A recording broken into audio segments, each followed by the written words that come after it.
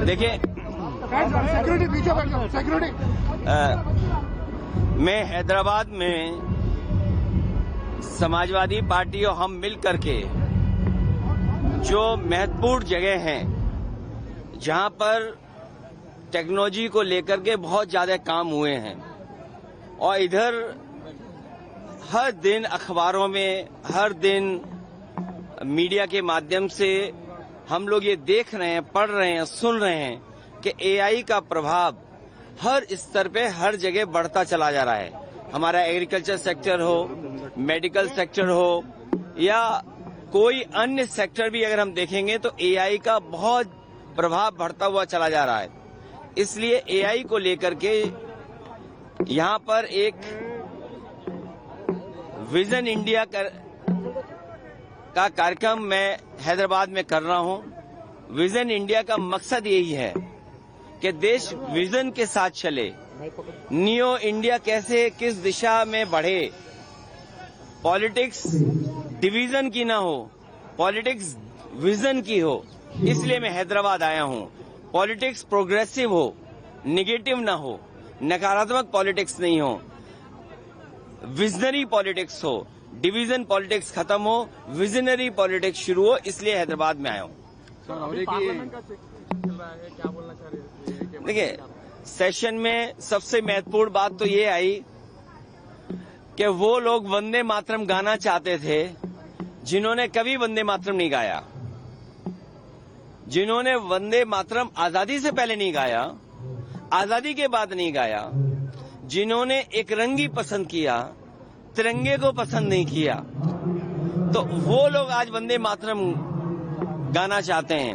और दूसरा एसआईआर को लेकर के, एसआईआर और इलेक्शन कमीशन को वोट बढ़ाने के लिए काम करना चाहिए कि वोट बढ़ें। और मैंने जैसा कहा और फिर कहता हूं कि यूपी में 3 करोड़ से ज्यादा वोट कटने जा रहे हैं। अगर आप सोचें 3 करोड़ वोट अगर कट जाएंगे और बीजेपी इलेक्शन कमीशन मिलकर के ये साजिश कर रहे हैं कि जहां जहां बीजेपी हारी है वहां पर वोट ज्यादा काट दें, तो ये तो साजिश है। लोकतंत्र में, डेमोक्रेसी में साजिश है। और ये एसआईआर नहीं है, एसआईआर के बहाने एनआरसी है। जो एनआरसी ये सीधी लागू नहीं कर सकते थे, वो एनआरसी लेकर के आए हैं। ये लोगों के कागज ढूंढवा रहे हैं। अगर कभी एनआरसी लागू तो कागज क्या देने पड़ेंगे? यही तो कागज देने पड़ेंगे। और फिर आप लोग तो एक उस शहर के जो टेक्नोलॉजी को समझते हैं, आधार को आधार ही नहीं मान रहे हैं। ये सबसे बड़ा दुर्भाग्य है कि आधार में हमारे रेटिना की इमेजेस हैं, हमारे फिंगरप्रिंट्स हैं, हमारा पूरा डिटेल उसके अंदर है।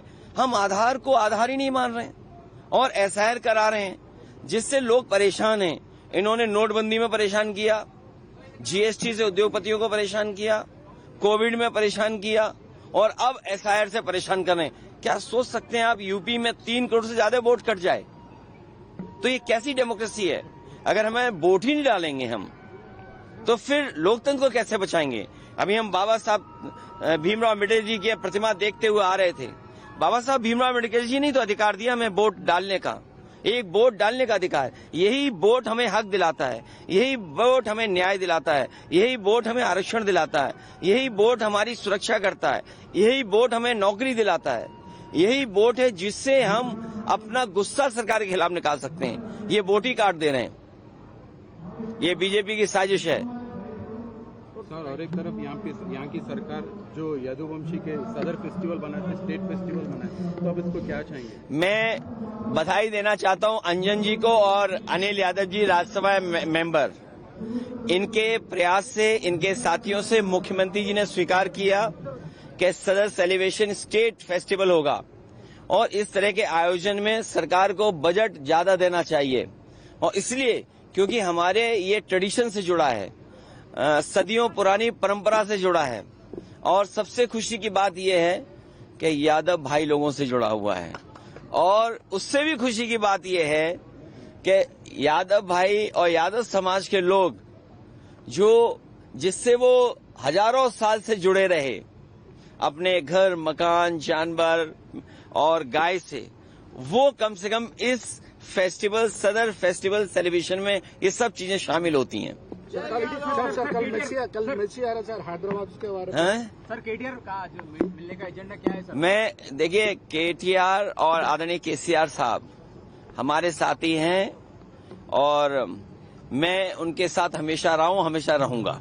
सर कल फुटबॉल प्लेयर मेसी आ रहा सर उसके बारे में ये तो बहुत खुशी की बात है कि फुटबॉल जैसा खेल जो दुनिया का सबसे लोकप्रिय खेल है, कलकत्ता के बाद दिल्ली और आपके शहर में आ रहा है।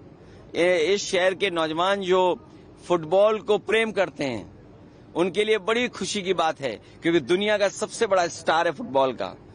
अभी तो हमें नहीं मौका मिल रहा है, कभी हमें रॉबर्टो कार्लोस के साथ उनके साथ एक मंच पर फुटबॉल एक दूसरे को पैर से खेल करके हम लोगों ने पास की थी। रॉबर्टो कार्लोस के साथ जब कभी समाजवादी सरकार उत्तर प्रदेश में होगी तो हम लोग भी बुलाएंगे, क्योंकि सरकार ही बुला सकती है, सरकार ही खर्चा कर सकती है।